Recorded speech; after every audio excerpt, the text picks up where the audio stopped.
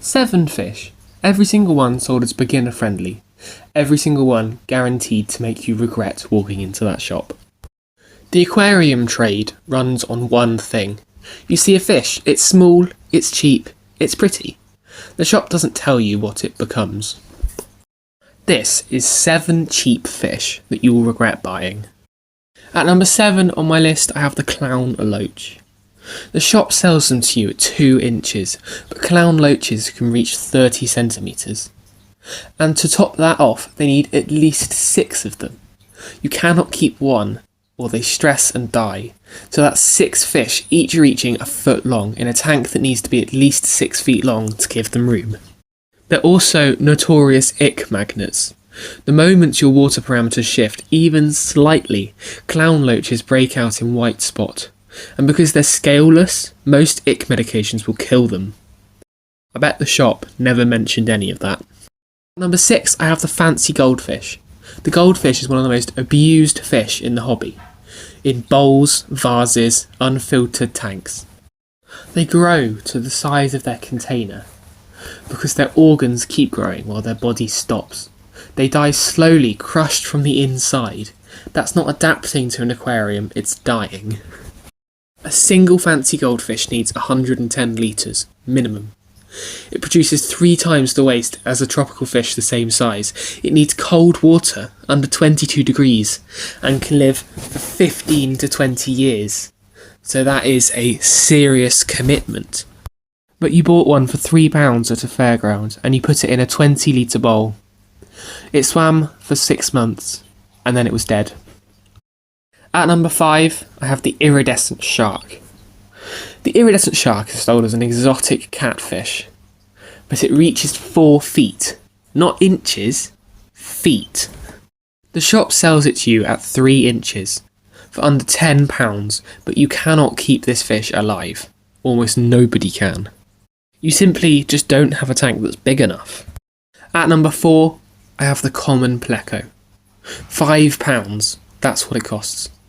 For that £5 you get a fish that will outgrow your tank in 6 months. It reaches 60 centimetres and produces waste that your filter probably can't handle. It uproots your plants not because it's aggressive but because it's big and doesn't care if they're in the way. You bought it as an algae eater, but it stops eating algae as it ages. The very thing you bought it for, it stops doing.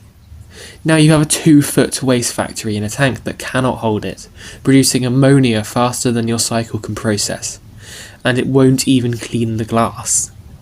You'll spend more on replacement filters and dead fish than you ever spent on the pleco. Number 3 is the red-tailed shark. This fish is stunning, until it decides the tank doesn't belong to you. Red-tailed sharks are often territorial, not a little bit aggressive, not can be a little bit nippy aggressive. They claim territory, often half the tank or more, and they defend it fiercely. If your tank isn't long enough, and most aren't, the other fish have nowhere to go. You'll find them pressed against the glass on the far side, stressed, fin clamped, dying slowly. From a fish the shop sold you as community safe. Number 2, the Chinese algae eater. This fish is a liar. As a juvenile, it's a model citizen. It scrapes algae off leaves, rocks, glass. It's active, it's peaceful. It's everything you want in a cleaner fish. Then it hits adulthood.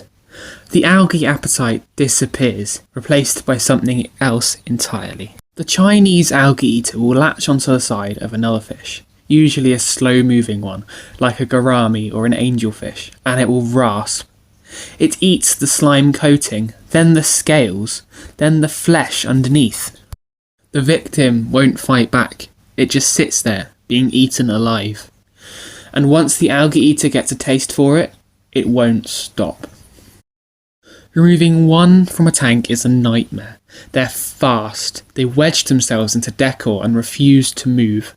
Some aquarists have had to tear down entire tanks just to catch one. You bought it because it was £3 and the label said algae control. Well, this fish isn't an algae eater, it's a parasite with good marketing. Finally, with the number 1 spot, is the Bala shark. the fish that breaks hearts.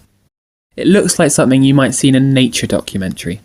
Each Bala shark reaches 35 centimetres, and they need groups of at least 6.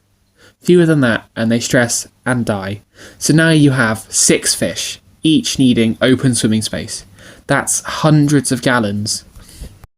The bulk isn't even the worst part. Bala sharks panic.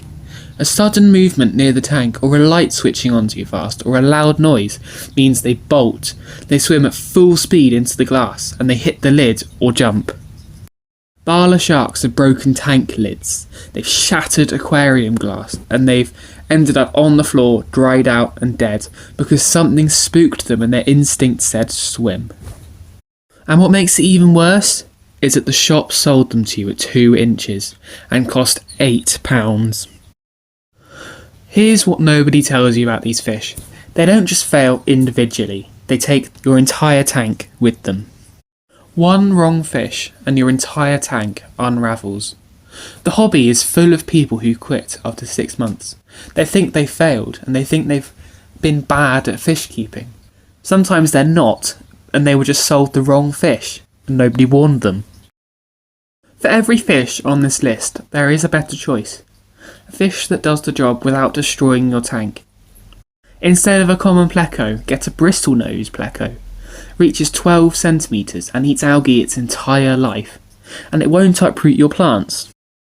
Instead of a Chinese algae eater, get a group of Otocinclus, 2 inches, peaceful, and actually eats the algae, and it stays small and harmless.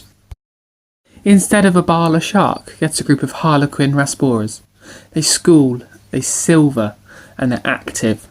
They fit in a 6 litre tank without ever breaking your glass, or without having the fear of them even possibly doing it. Instead of a clown loach, get a group of yo-yo loaches. Smaller, hardier, still active and still playful. They do top out at 15 centimetres, however they don't catch ick every time the temperature shifts. And instead of a red-tailed shark, get a group of cherry barbs. Red, active, peaceful, and they'll colour up beautifully in a planted tank. And they won't declare war on half of your aquarium. But as for the iridescent shark, just don't, okay? There's no substitute for a 4-foot catfish. Just don't. The tank doesn't forgive. That's the thing. You can do everything else right. You can cycle the tank, test the water, maintain the filter, plant the plants, and one wrong fish brings it all down. Nature won't do beginner friendly, and it won't do bargains. The fish don't know what the label on the tank said, they just do what they evolved to do. If you want a tank that works, do as much research as possible. That's what I hope this channel will end up helping some of you with your fish tanks. Ultimately, you should research before you buy, not after, not when there's a fish dead on the floor and your ammonia is off the charts. Before. Currently, as of July the 1st, 2026, I have done a deep dive into the common pleco and the goldfish on my channel. You'll find those under Species Guide playlist. Subscribe if you want more of this, please. I cover the stuff the pet shop won't tell you. The science, the mistakes, the fish that aren't what they seem.